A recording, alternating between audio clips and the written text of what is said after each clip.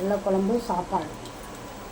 இன்னைக்கு பழைய சோறு இருக்குது, இருந்தாலும் பழைய சோறு வேண்டாம், வெள்ளை குழம்பு வைக்கும். நேற்றும் குழம்பு வைக்கல, அதனால் புளியை கரைச்சி ஊற்றணும். சரியா? தண்ணி புளியை கரைச்சி வைக்கணும்.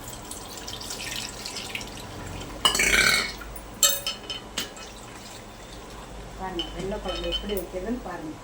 இதுதான் கேரளாவில் வைப்பாங்க. இது வச்சு நல்லா உருளைக்கிழங்கு பொரியல் வச்சு சாப்பிடணும், செமையாக இருக்கும்.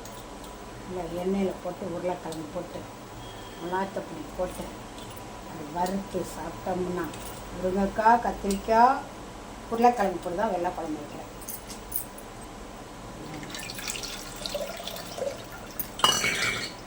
காய் நறுக்கணும் பாருங்கள். வெள்ளை குழம்புக்கு வேண்டியதெல்லாம் முருங்கைக்காய் பாருங்கள், வெங்காயம், பச்சை மிளகா, தக்காளி, முருங்கைக்காய், காய்கறி, கருவேப்பிலை, கொத்தமல்லி தழை இதில் போட்டிருக்க.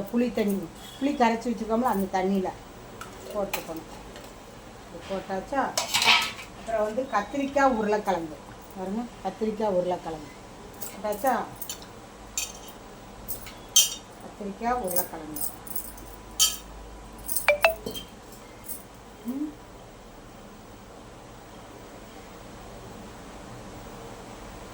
அப்புறம் கத்திரிக்காய், உருளைக்கிழங்கு போட்டாச்சு. உப்பு,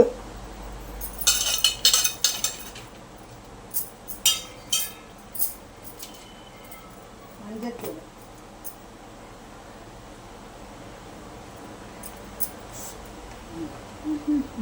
கரண்டியில் தண்ணி பட்டுட்டு பூசணம் முடிச்சு,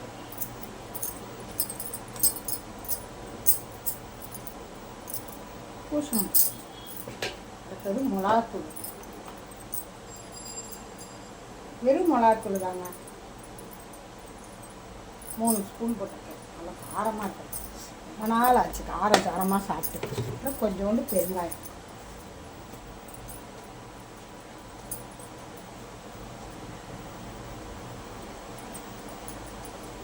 அப்புறம் அடுப்பில் வச்சிடணும்.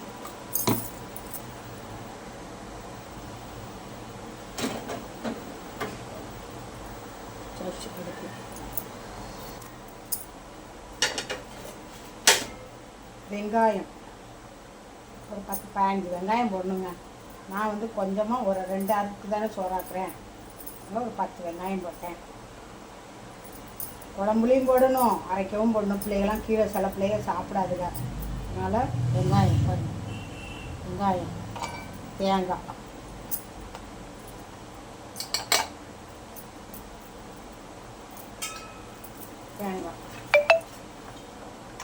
ஜீரகம்,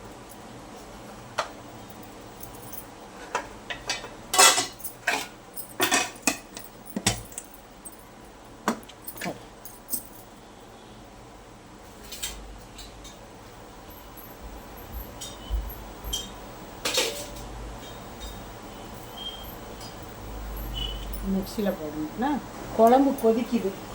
கொதிக்கும் போது தேங்காய், ஜீரகம், பச்சை மிளகா வச்சு மிக்சியில் அரைச்சி வச்சுருக்கோம், அது குழம்புல போட்டுருக்கோம்.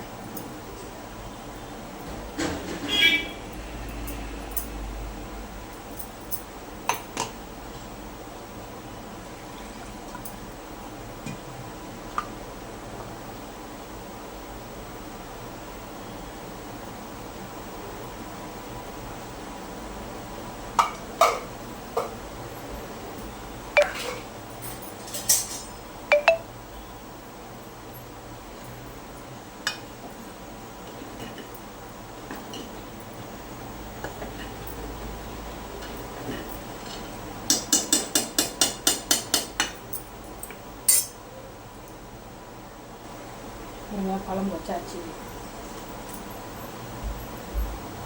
அரிசி தண்ணியை கூட வீணாக்க மாட்டேன். அரிசி தண்ணி கூட என்ன செய்வேன், அரிசி களைஞ்சி தண்ணியை கூட செடிக்கு தான் ஊற்றுவேன். செடி காசு வளர்கிற செடி தான் வச்சுருக்கேன். மணி பிளான்ட், இது மணி.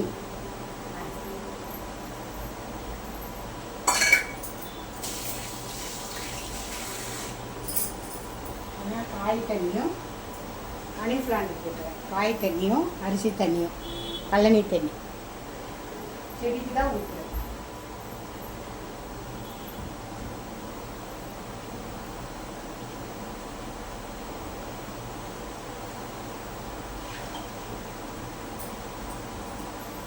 செடி நல்லா பெருசாக வளர்ந்துருந்துச்சு. எலி கடிச்சதோ தெரியல, என்ன கடிச்சதுன்னு தெரியல. வெள்ளை குழம்பு வச்சு கீரை பொரிச்சா, நான் கீரை வச்சு கரைச்சி கீரை பொரியல் வச்சா சூப்பராக இருக்கும். கீரை வாங்கலாம், கீரை பொரிச்சு சாப்பிடுங்க. எந்த கீரைனாலும் செமையாக இருக்கும் இந்த குழம்பு. வெறுமனையாக சாப்பிடலாம், முட்டை ஆம்லேட் போட்டு கூட சாப்பிடலாம். நான் ஒன்றுமே செய்யலை, ஆச்சிட்ட காசு கிடையாது, அதனால தான் இதை வீட்டில் இருக்கிறத வச்சு செஞ்சு சாப்பிடுவோம். அவ்வளோதான். கடையிலலாம் வாங்க மாட்டோம், மேக்சிமம் கடையில் வாங்கவே மாட்டோம். பார்த்தீங்கன்னா குழம்பு கொதிச்சு குழம்பு கொதிச்சு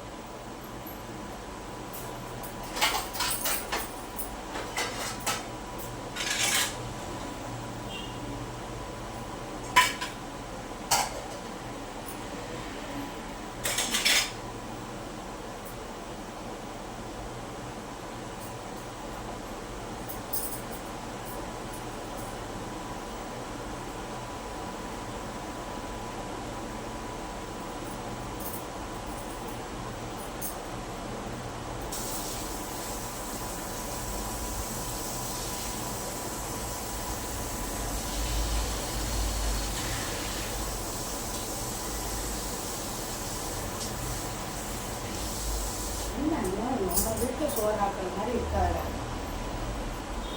குழம்பு எல்லாமே.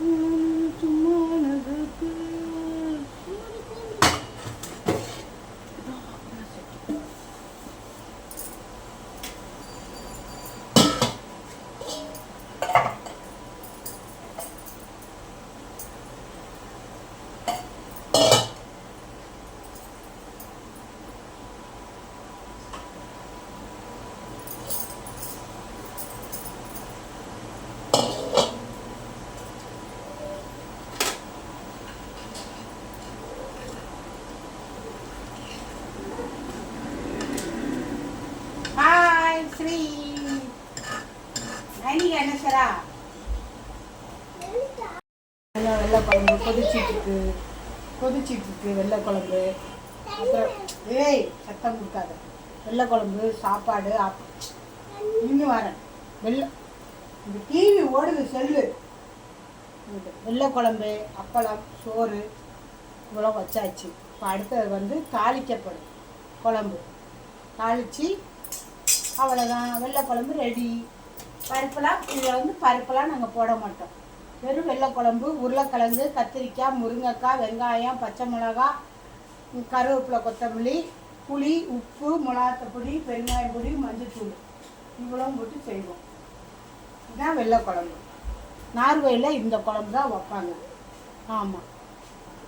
சரி, எல்லோரும் லைக் போடுங்க, கமெண்ட் பண்ணுங்கள், ஷேர் பண்ணுங்கள், சப்ஸ்கிரைப் பண்ணுங்கள்.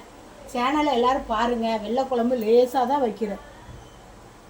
தண்ணியாக தான் எனக்குலாம் குழம்பு இருக்கணும். அந்த கட்டியாக இருந்தாவே பிடிக்காது. அப்புறம்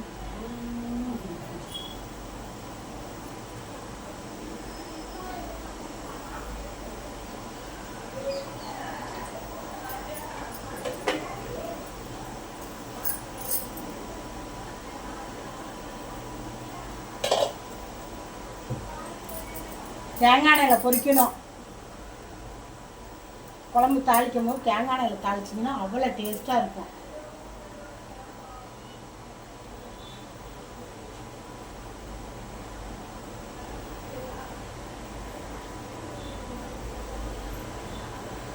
பாருங்கள், அப்பளம் பொரிக்கிறேன்.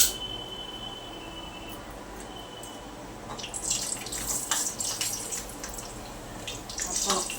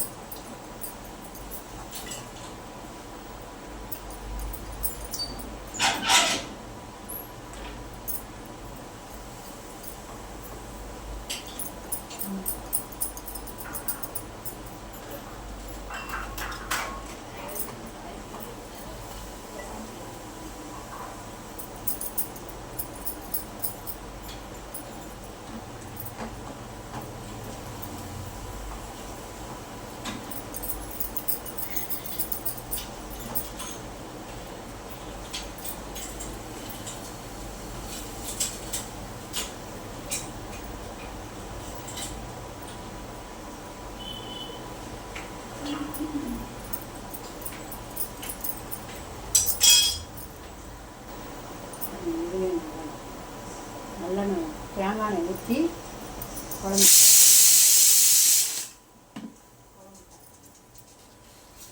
கடுகு உளுந்தம்பருப்பு வெந்தயம் தாளிக்கிறது.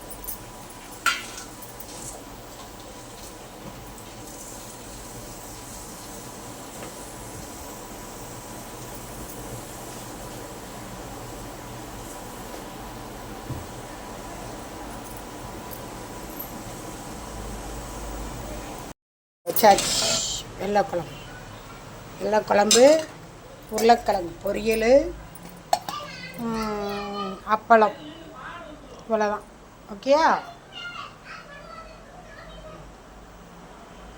லைக் பண்ணுங்கள், ஷேர் பண்ணுங்கள், கமெண்ட் பண்ணுங்கள், சப்ஸ்கிரைப் பண்ணுங்கள். என் சேனலை கண்டிப்பாக பார்த்து எனக்கு கமெண்ட் கொடுங்க. பாய்.